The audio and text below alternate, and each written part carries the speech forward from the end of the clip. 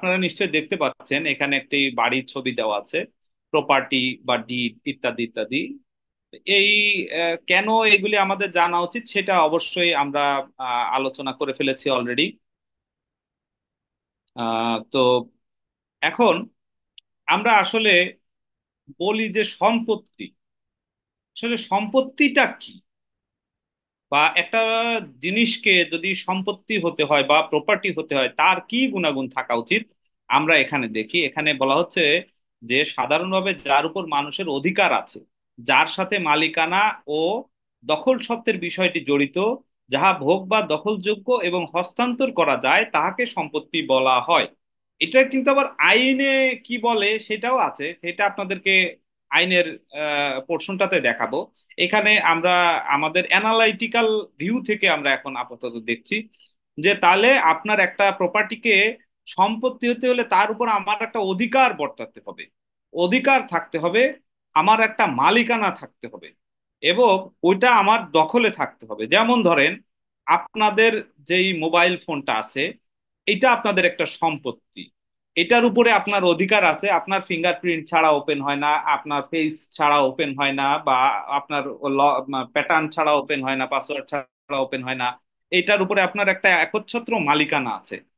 কিন্তু মোবাইলটা চুরি হয়ে গেল, তাহলে আপনার দখল সত্ত্ব থাকলো না, তাহলে কি আপনার মোবাইলটার মালিকানা আসলে আপনার অ্যাবসলিউট হলো না। মোবাইল আপনি কিনেছিলেন, আপনার ফেস লক ফিঙ্গার লক সবই আছে, হয়তো চোর কোনোদিন ওপেনও করতে পারবে না, কিন্তু মোবাইলটা আপনার দখলে নাই। কার দখলে আছে? চোরের দখলে আছে। তাহলে মালিকানা হলো না। তাহলে অধিকার যেমন ওটার উপরে আপনার থাকতে হবে, মালিকানা থাকতে হবে, দখল থাকতে হবে, এবং আপনাকে সেটাকে ভোগ দখল করতে হবে। আপনি যদি মনে করেন যে না, আমার একটা আহ মোবাইল ফোন আছে, এটা আমি ইউজ করব না, এটা ইউজ করবে হচ্ছে আমার ছোট ভাই, তো তখন তো আসলে আপনার মালিকানা আছে ঠিকই, কিন্তু অ্যাকচুয়ালি এই মালিকানা মানে নাম সর্বস্ব। এখানে আপনার আসলে কোনো ভোগ দখল নাই, ওটাকে আপনি ভোগ করতে পারছেন না। আপনার ভোগ করে কে? আপনার ছোট ভাই। অ্যাকচুয়ালি মালিক কিন্তু আসলে আপনার ছোট ভাই হয়ে যাচ্ছে সেই হিসাবে, যদিও মোবাইলটা আপনার নামে কেনা হয়েছে। তো এই ধরনের ভোগ দখল থাকতে হবে, এবং এই জিনিসটাকে হস্তান্তরের আইনগত স্বীকৃতি থাকতে হবে। এমন অনেক সময় আমরা আহ, এখানে তো হয়তো সবাই অ্যাডাল্ট আছেন, দুষ্টামি করে অনেকে বলে যে সম্পত্তি মর্টগেজ দিয়ে যদি কেউ লোন ডিফল্ট করে তাহলে তো সম্পত্তি ব্যাংক নিয়ে যায়। তা ম্যারেজ লোন নিলে কি হয়? তো এরকম দুষ্টামি করে। তো আসলে যেহেতু ওয়াইফ তো আর হস্তান্তরযোগ্য কোনো জিনিস না, তো এরকম আপনাকে প্রপার্টি হতে হলে অবশ্যই এটাকে হস্তান্তর করার মতো এটার অবস্থা থাকতে হবে। তো একটা মিনিট। আচ্ছা, এখন আমরা তাহলে বুঝলাম একটা প্রপার্টি হতে হলে আপনার অধিকার থাকতে হবে, মালিকানা থাকতে হবে, দখল সত্ত্ব থাকতে হবে, ভোগ দখল করতে হবে, এবং হস্তান্তর করার মতো আইনগত ব্যবস্থা থাকতে হবে। এমন কোনো জিনিস হবে না যেটা হস্তান্তর করা যায় না, তাহলে ওটা আর সম্পদ হবে না, ওটা অন্য কিছু হবে। তো আমরা আমাদের পরের স্লাইডে চলে যাই। মালিকানাটা আসলে কি? মালিকানাটা হচ্ছে গিয়ে ওনারশিপ, যেটা আপনি ওন করেন, আপনার নিজস্বতা স্বকীয়তা, আপনি বাদে অন্য কারো থাকবে না, দিস ইজ মালিকানা। এই মালিকানাটা আবার সম্পত্তি বা ল্যান্ডের ক্ষেত্রে দুই ধরনের মালিকানা হয়। একটা হচ্ছে ফ্রি হোল্ড প্রাইভেট প্রপার্টি, আর একটা হচ্ছে লিজ হোল্ড প্রপার্টি। তার মানে কি, ব্যক্তি মালিকানাধীন সম্পত্তি একটা, এটারে বলা হচ্ছে ফ্রি হোল্ড প্রাইভেট প্রপার্টি। আর একটা সম্পত্তি হয় গভর্নমেন্ট বা গভর্নমেন্টের কোন স্ট্যাটিউটরি অথরিটি আপনাকে লিজ দেয়, সম্পূর্ণ অ্যাবসলিউট মালিকানা আসে না এখানে, এখানে অ্যাবসলিউট মালিকানা আসে। আচ্ছা, এখানে কি বলা হচ্ছে, আমরা এখানে বলছি যে সম্পত্তি মালিকানা ও এখতিয়ার স্বাধীনভাবে জনগণের হাতে থাকে। হ্যাঁ, এবং সরকার বা তার কোনো প্রতিষ্ঠানের এখানে কোনো কর্তৃত্ব থাকে না, যার উপরে আপনার অ্যাবসলিউট মালিকানা থাকে। যেমন ধরেন আপনার নারায়ণগঞ্জের কোনো একটা সম্পত্তি হলো, আহ, এটা আপনি কোনো ব্যক্তির কাছে কিনেছেন, এরকম কোনো সম্পত্তি। অথবা আমি যেখানে থাকি ঢাকাতে আফতাবনগর, এখানে সম্পত্তি আছে, আপনি কোনো ব্যক্তির কাছ থেকে কিনেছেন, এই ধরনের সম্পত্তিগুলি আসলে ব্যক্তি মালিকানাধীন সম্পত্তি। আর লিজ হোল্ড প্রপার্টি কোনগুলি? যেগুলিতে সরকারের কোন স্বায়ত্তশাসিত প্রতিষ্ঠানের মালিকানাধীন সম্পত্তি, সেখানে আপনাকে কিছু ভোগ দখলের অধিকার দিবে, সম্পত্তির প্রকৃত মালিকানা সরকারের হাতেই থাকবে। এটাকে বলা হচ্ছে লিজ প্রপার্টি। এই লিজ প্রপার্টি আবার কয়েক ধরনের হয়। সেইগুলি আমরা যখন আমাদের লিজের মানে এই লিজ প্রপার্টি দেখতে কেমন হয় বা কি কি কাগজপত্র থাকে সব আপনাদেরকে দেখাবো। ফ্রি হোল্ড প্রপার্টি কে কেমন হয়, কি কি কাগজপত্র থাকে, কাগজপত্রের ডিটেইলে কি কিভাবে চিনবেন, এগুলি সব মানে টেনশন করার কোনো কারণ নাই, আপনাদেরকে দেখাবো। আর আজকে আমাদের যে লেকচারটা আমি দিচ্ছি, এটা একটু জটিল হচ্ছে। তো এটা নিয়ে ওরিড হওয়ার কোনো কারণ নাই, এটা জাস্ট আপনারা মাথায় রাখবেন এবং এই স্লাইডটা আপনারা আপনাদের কাছে রাখবেন, যখন প্রয়োজন মনে করে পড়বে তখন আপনারা এটা দেখে নেবেন। কিন্তু এইটা নিয়ে এইটা করে ওরিড হওয়ার কারণ নাই যে এই জিনিসগুলি যদি আপনার না থাকে, বা এই জিনিসগুলি যদি আপনার মুখস্থ না থাকে তাহলে আপনি পারবেন না, বিষয়টা তা না। এই জিনিসগুলি আপনার কাজ করতে করতে লাগবে। এগুলি তো আমরা একদিনেও শিখি নাই। আমরা তো প্রথমে আরো বাজে ভাবে শিখেছি। আমরা ওই যে প্রথমে কাগজপত্র দেখে শিখেছি, তারপরে আস্তে আস্তে যখন কাজ করতে গিয়ে বুঝলাম যে না, আরো পড়াশোনা করা উচিত, পড়াশোনা রিসার্চ করতে করতে করতে করতে তখন আমাদের আসলে নলেজটা ডেভেলপ করেছে। আর এখন আপনারা গোড়া থেকেই আপনারা পেয়ে যাচ্ছেন যে হ্যাঁ কতটুকু আপনার জানা উচিত। তো এটা ইউ আর লাকি। আমাদের সময় এই ধরনের কোনো ট্রেনিং আসলে ছিল বলে আমার জানা নাই, আমরা অনেক কষ্ট করে আসলে শিখতে হয়েছে। যাই হোক, তো লিজ হোল্ড প্রপার্টি কেমন হয় আপনাদের দেখাবো, ফ্রি হোল্ড কেমন হয় দেখাবো। আমরা ফ্রি হোল্ড মানে বুঝলাম, এই দুটা খুব ইম্পর্টেন্ট, মাথায় রাখবেন। ফ্রি হোল্ড মানে বুঝলেন যে কোনো ব্যক্তির কাছ থেকে আপনি কিনবেন, এখানে কারো কোনো অধিকার নাই, আপনার অ্যাবসলিউট অধিকার, এখানে কোনো ধরনের কোনো শর্ত টর্ত কিছুই নাই। যখন আপনি মালিক হলেন তখন ওর উপরে পুরাপুরি মালিকানা আপনার। আর লিজ হোল্ড প্রপার্টি হবে গভর্নমেন্টের কোনো অথরিটি, তবে লিজ কিন্তু মানুষও, সাধারণ মানুষ অন্য মানুষকে দিতে পারে। তো ও অত ভিতরে আপনাদের আপাতত যাওয়ার দরকার নাই। আপনারা জানবেন যে যেমন ক্যান্টনমেন্ট বোর্ডের সম্পত্তি, রাজুকের সম্পত্তি, আপনার পূর্বাচলের যে জমিগুলি, এগুলি লিজ হোল্ড প্রপার্টি। আপনার বিসিকের সম্পত্তি, রেলওয়ে সম্পত্তি, হ্যাঁ, তারপরে চট্টগ্রামে আছে সিডিএ, তারপরে আপনার ইয়েতে আছে খুলনায় আছে কেডিএ, বিভিন্ন জায়গায় এরকম ডেভেলপমেন্ট অথরিটিরা করে, ন্যাশনাল হাউজিং অথরিটি, সারা দেশে তাদের ইয়ে আছে। এই ধরনের যে সম্পত্তিগুলি এগুলি মূলত লিজ হোল্ড প্রপার্টি। আচ্ছা, আমরা পরের স্লাইডে চলে যাব। তো সরকারি আবার কিছু জমি আছে সরকারের নিজস্ব, সেটার মধ্যে আছে খাস ল্যান্ড। খাস ল্যান্ড বলতে বোঝাচ্ছে যে সরকারের বিভিন্ন সংস্থা বা মন্ত্রণালয়ের নিজস্ব কিছু জমি থাকে, এগুলি খাস জমি থাকে। তবে এটা কি, আপনার যে ডিসি রেভিনিউ বা কালেক্টরেট এদের উপরে ন্যস্ত থাকে, এবং এটা অনেক সময় ভূমিহীনদের মধ্যে কিন্তু বন্টন করা হয়ে থাকে। আপনারা যখন কাজ করা শুরু করবেন, কাজ করতে করতে পেয়ে যাবেন যে ভূমিহীনদের মধ্যে জমি বন্টন করা হয়। এরপরে কি থাকে? Abandon property. অ্যাবান্ডন প্রপার্টি হচ্ছে পরিত্যক্ত সম্পত্তি। তার আগে আমি বলবো ভেস্টেড প্রপার্টি, অর্পিত সম্পত্তিটা একটু আলাপ করব। জমি জমার ইতিহাসটা আমরা পরে আলাপ করব।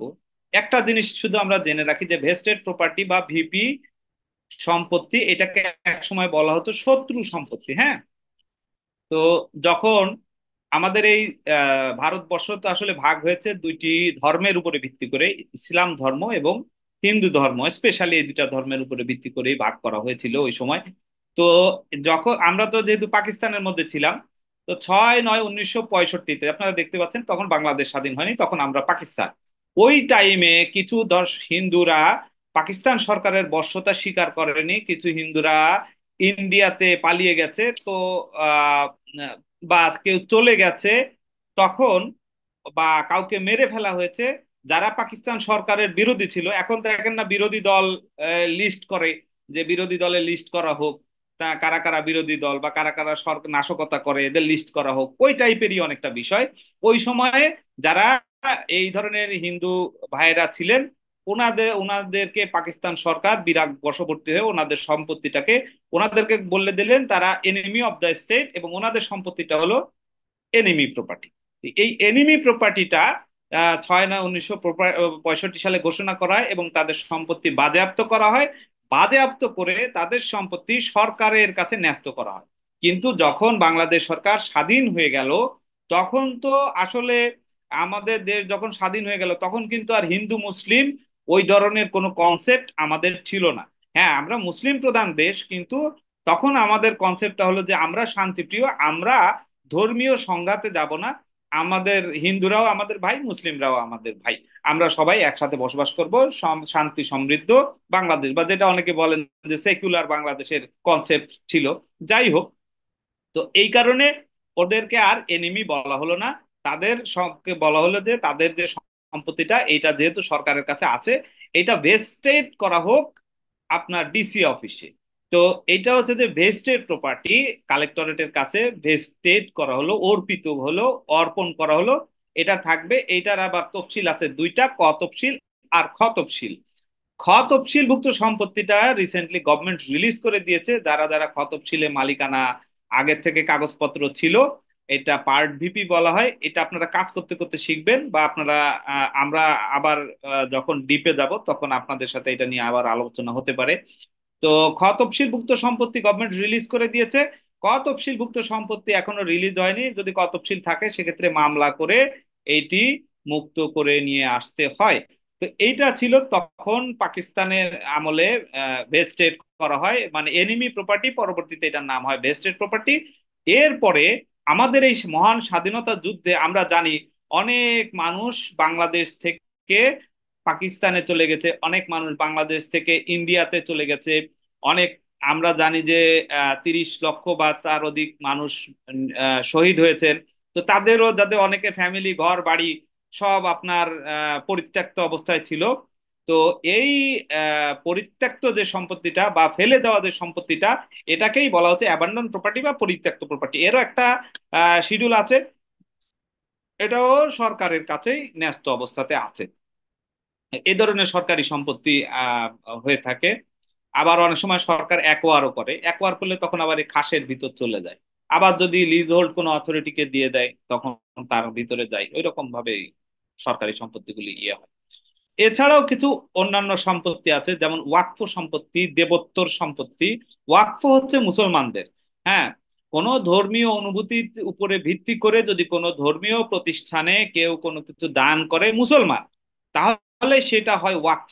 এই ওয়াকফটা আবার ওয়াকফ স্টেটের কাছে চলে যায়, ওয়াকফ বোর্ড আছে, এই ওয়াকফ বোর্ডের পারমিশন ছাড়া এটা ট্রান্সফার করা যায় না। কিন্তু আমি কাজ করতে গিয়ে অনেক জায়গায় পেয়েছি যে ওয়াকফ বোর্ডের পারমিশন না নিয়ে মোতোয়াল্লি, যা বা মসজিদ কমিটির মধ্যে যিনি মোতোয়াল্লি ছিলেন, উনি মসজিদ কমিটির একটা রেজুলেশন করে ট্রান্সফার করে দিয়েছেন।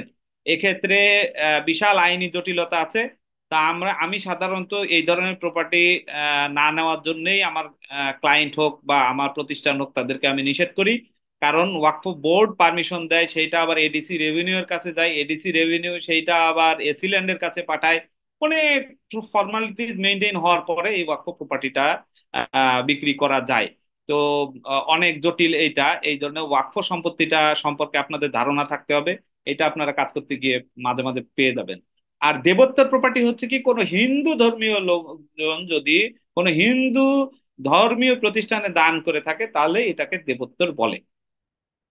এরপরে হচ্ছে গিয়ে মুভেবল প্রপার্টি, ইমুভেবল প্রপার্টি। এটার আইনে আমরা যাব একটু পরে, তখন আপনাদেরকে মুভেবলের আইন কি আছে, ইমুভেবল আর আইন কি আছে সেটা জানাবো। মূলত ইমুভেবল প্রপার্টি মানে হচ্ছে যেটা মুভ করা যায় না, জমি ফ্ল্যাট। আর মুভেবল প্রপার্টি মানে হচ্ছে গিয়ে যেটা মুভ করা যায়, চেয়ার টেবিল গাড়ি, হ্যাঁ, যন্ত্রপাতি ইত্যাদি মুভেবল, আর জমি দালান কোঠা এগুলো হচ্ছে ইমুভেবল প্রপার্টি, মুভ করা যায় না।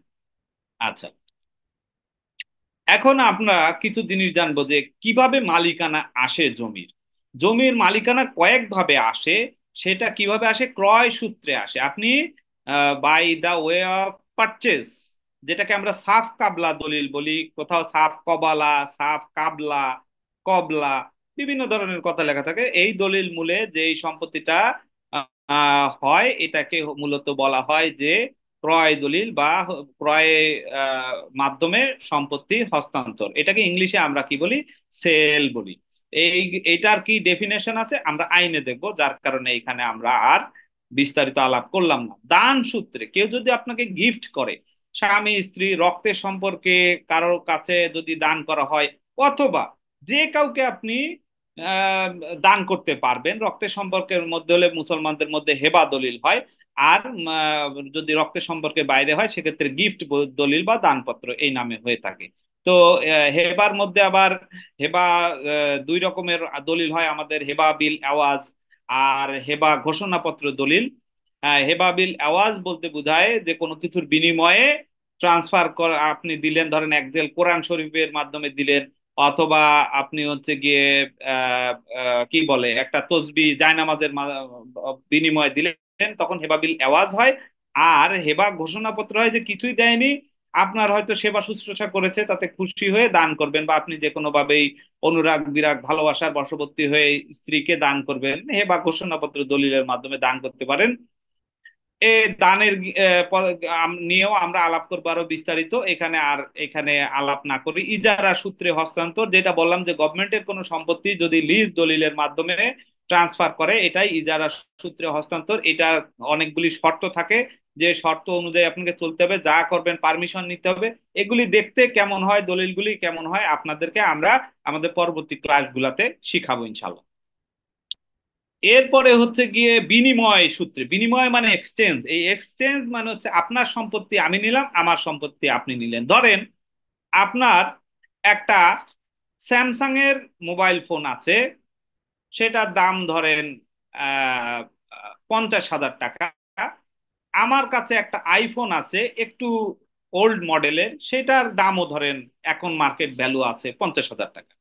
তা আপনি স্যামসাং ইউজ করে আপনার কাছে হয়তো এখন আর ভালো লাগছে না, আপনার মনে হচ্ছে না আমার একটা আইফোন হলে ভালো হতো। আবার আমার কাছে মনে হচ্ছে যে না, আমার আইফোনটা ভালো লাগতেছে না, অ্যান্ড্রয়েড সিস্টেমটাই মনে হয় ভালো, আমার একটা অ্যান্ড্রয়েড হলে ভালো হতো। তা আপনি কি করলেন, আপনার 50,000 টাকা দামের স্যামসাং ফোনটা আমাকে দিলেন, আর আমার আইফোনটা আপনাকে দিলাম, দিয়ে আমরা একটা দলিল করলাম সুন্দর করে যে না ভাই, আবার পুলিশে ধরতে পারে, আপনার নামে কেনা, আবার আমাদের দেখা গেল চোর বললো কিনা। আপনি আর আমি একটা ডিড করলাম, এই দলিলটার নাম হলো এক্সচেঞ্জ ডিড। এই সেম জিনিসটাই জমির ক্ষেত্রে হয়। আপনি একটা জমি আরেকজনের সাথে অদল বদল করে নিলেন, তার জমিটা আপনি নিলেন, আপনার জমিটা সে নিল। This is exchange. এটারও আইন আছে, আইনে বিস্তারিত আলাপ করবো, জাস্ট একটা উদাহরণ দিয়ে বুঝাইলাম আপনাদের। আচ্ছা, আদালতের রায় সূত্রে, যেমন আমরা যারা ব্যাংকার আছি, আমরা কিন্তু আদালতে অর্থ ঋণ আদালত আইনের 33-5 বা 33-7 আমরা রায় পাই। তাতে কি হয়, ব্যাংককে মালিকানা দিয়ে দেওয়া হয়। এরকম বিভিন্ন ব্যক্তিরাও আদালতের রায় সূত্রে পেতে পারে। ধরেন আপনি বায়না করেছেন কিন্তু আপনাকে লিখে দিচ্ছে না, তখন আপনি মামলা করে ওই বায়না দলিলের বলে মামলা করে আপনাকে আদালত জমি রেজিস্ট্রি করে দিবে। তো এইটাকেই বলে আদালতের রায় সূত্রে। এই দলিলটার নাম হচ্ছে যে বয়নামা দলিল বলি আমরা বাংলায়, বা এখানে সোলেনামা, নিলাম, হস্তান্তর, হ্যাঁ, বিভিন্ন ধরনের নাম আছে। আদালতের মাধ্যমে আপনার কোর্ট অর্ডারের মাধ্যমে এই দলিলগুলি হয়ে থাকে। তো উইল বা ওসিয়ত নামা দলিল, এইরকমও দলিল হয়। উইল ওসিয়ত নিয়েও আমরা আলাপ করব বিস্তারিত। উইল হচ্ছে গিয়ে আপনার মৃত্যুর পরে কার্যকর হবে এমন কোন দলিল যদি থাকে, সেটাকে উইল দলিল বলা হচ্ছে। উইলের মাধ্যমে হস্তান্তর হতে পারে যে আমার মৃত্যুর পরে আমার সম্পত্তির একটা অংশ, একটা মুসলিম তার জীবদ্দশায় তা অন্যান্য ওয়ারিশদের পারমিশন ছাড়া 1/3 এবং সকল ওয়ারিশের পারমিশন নিয়ে টোটাল সম্পত্তি যে কোনো একজন ওয়ারিশের নামে উইল করে দিতে পারে বা ওসিয়ত করতে পারে। এটা কিসের মাধ্যমে হয়? সূরা নিসার মাধ্যমে হয়। আহ, আমাদের 3টা সূরা আছে, সূরা নিসা, সূরা আনফাল, তারপরে আহ, এরকম বেশ কিছু আহ, আহ, আহ, ইয়ে আছে আপনার, রিসোর্স আছে যার মাধ্যমে এই ইয়েগুলি হয়ে থাকে। যখন আমরা ওই আমাদের প্রেজেন্টেশনে যাব তখন আরো বিস্তারিত আলাপ আলোচনা করবো। এরপরে সর্বশেষে আছে উত্তরাধিকার সূত্রে। এখানে কোনো দলিল টলিল নাই, কিন্তু by the way of inheritance বা হেরিডেটরি, আপনার দাদার থেকে আপনার বাবা মালিক হয়েছে, আপনার বাবার থেকে আপনি বা আপনার ভাইরা মালিক হয়েছেন। এখানে কোনো দলিল পত্রের কোনো বালাই নাই। ব্রিটিশ আমলে ধরেন আপনার পরদাদা মালিক ছিল, তারপরের থেকে পাকিস্তান আমলে আপনার দাদা মালিক ছিল, বাংলাদেশ আমলে আপনার বাবা মালিক হয়েছে, আর এখন বাংলাদেশ আমলে আপনার বাবা মালিক হওয়ার পরে আপনারা বাবার ওয়ারিশ সূত্রে মালিক হয়েছেন। এখানে উত্তরাধিকার সূত্রে, এখানে কিন্তু কোনো ধরনের কোনো দলিল টলিল পাবেন না, শুধুমাত্র খতিয়ানের বলে এবং সর্বশেষ নামজারি বা সর্বশেষ খতিয়ান আপনাদের নামে থাকবে। এই ভাবে হস্তান্তর হয়। আরো কিছু জমির কথা বলি। অ্যালুভিয়ান অ্যান্ড ডিলুভিয়ান ল্যান্ড। অ্যালুভিয়ান অ্যান্ড ডিলুভিয়ানকে বাংলায় বলা হয় শিকস্তি এবং পায়স্তি। নদীর কাছে যারা থাকেন, যারা নদীর কূলবর্তী যদি কেউ থেকে থাকেন বা কারো যদি অভিজ্ঞতা থাকে, দেখবেন যে অনেক সময় নদীর মধ্যে চর জাগে। এটা বছরের পর বছর ওটা থাকে, ওখানে আবার মানুষ ঘর বাড়ি করে বসবাস করে। আবার অনেকটা ভালো জমি নদী ভাঙনে চলে যাচ্ছে, আমরা তো খবরেও অনেক সময় দেখি। This is alluvian and diluvian. তো যখন আপনার এই ধরনের নদী ভেঙে চলে যায়, ওটা যদি আবার 30 বছরের মধ্যে ওখানে আবার চর জাগে, তখন আপনার যদি দলিল দস্তাবেজ থাকে সেটা দিয়ে আপনি গভর্নমেন্টের কাছ থেকে আহ, আপনার নামে নিতে পারবেন। আর যদি এটার কোনো ধরনের কোনো অস্তিত্ব না থাকে বা কোনো ধরনের কোনো ইয়ে না থাকে, কাগজপত্র কারো কাছে না থাকে, সেক্ষেত্রে গভর্নমেন্টের মালিকানা চলে আসে। গভর্নমেন্ট অনেক সময় কাউকে ইজারাও দিতে পারে, এরকমও করতে পারে। তো এইভাবে স্বীকৃতি পাঁচটি মানে নদী ভাঙনের মাধ্যমে যে জমিটা জেগে ওঠে এবং আহ, আহ, যে যেটা পানির নিচে চলে যায়, এইগুলি আসলে এই ধরনের সম্পত্তি। এটাও আপনাদের একটু জানা থাকলো। লিজ ল্যান্ড তো একটু বলেছি। নবাবী এস্টেট নামে কিছু, নবাবী নবাবদের যে সম্পত্তিগুলি ছিল, এটাকে নবাবী এস্টেট বলে। এটা অনেকেই জবরদখল করে খাচ্ছে। তো নবাবের যে এরিয়া থাকে বিভিন্ন জায়গায়, এই নবাবদের যে ওনারা যেখানে বসবাস করতেন তার আশেপাশের যে জমিগুলি, এগুলি ভেটিং করার সময় একটু খেয়াল করে বেটিং করতে হবে, কারণ ওই জমিগুলি অনেক সময় পর্চা ছেঁড়া থাকতে পারে, সিএস পর্চা, এসএ পর্চা ছেঁড়া থাকতে পারে। আর এসে দেখবেন যে অন্য লোকের মালিকানা, অ্যাকচুয়ালি সে মালিক না, সে সিএসএস এ ড্যামেজ করে দিয়ে সে আর এস এ নিজের নাম ঢুকায় সে মালিক হিসেবে দাবি করছে, আসলে এটা নবাবদের সম্পত্তি ছিল। এটা যদি জানা যায়, তো নবাবের ওয়ারিশরা যদি মামলা করে বা সরকার যদি মামলা করে নিয়ে যায়, তখন এটা যে কিনবে সে ক্ষতিগ্রস্ত হবে। তো ওদের আসলে ভাওয়াল এস্টেট গাজীপুরে, যদি আপনারা গিয়ে থাকেন, গাজীপুর যেটা ডিস্ট্রিক্ট রেকর্ড রুম বা গাজীপুর কোর্ট, ওইটা ভাওয়াল রাজার সম্পত্তি ছিল, ভাওয়াল রাজার বাড়ি ছিল ওইখানে। ওইখানে ভাওয়ালদের আরো অনেক সম্পত্তি আছে। কিন্তু ভাওয়াল এস্টেটে আমি গিয়েছি, ভাওয়াল এস্টেটের অফিস হচ্ছে আপনার এটা ওই ইয়েতে দৈনিক বাংলার ওইখানে, পল্টনের পাশাপাশি। তো ওইখানে ওই যে আপনার বিআইডব্লিউটি এরও অফিস আছে। তো ওরা বলে যে ভাওয়াল রাজার আসলে কতটুকু সম্পত্তি ছিল, এটা আসলে বোঝা যাচ্ছে না। তো ওদের কাছে কিছু লিস্ট আছে, আর যদি বাকি কেউ প্রমাণপত্র দিতে পারে তাহলে তারা মামলা করে নিয়ে আসে। কিন্তু এক্সাক্ট লিস্ট তাদের কাছে নাই। তো এই জন্য গাজীপুর বা ওই যে ভাওয়াল যে গড়, ওর আশেপাশের জমি বেটিং করার সময় এটা নলেজে রাখতে হবে যে এইখানে আবার সিএসএ ভাওয়াল রাজার নাম টাম থাকে কিনা। সিএস পর্চা যদি না থাকে, এসএ পর্চা ছেঁড়া থাকে, তাহলে একটু খোঁজ খবর নিয়ে দেখতে হবে যে এখানে আসলে ভাওয়াল রাজার কোনো ইস্যু আছে কিনা। আর একটা আছে যে ট্রাস্ট প্রপার্টি, ট্রাস্টটা কেমন হয়, এটা ল অফ ট্রাস্ট, এটা অনেক ডিপলি আলোচনার বিষয়। সেটা হচ্ছে আহ আচ্ছা, আপনারা একজন একটু নক করেন, শুনতে পাচ্ছেন কিনা, একদম সব চুপচাপ। মাঝে মাঝে একটু নক টক দিয়েন কেউ। তো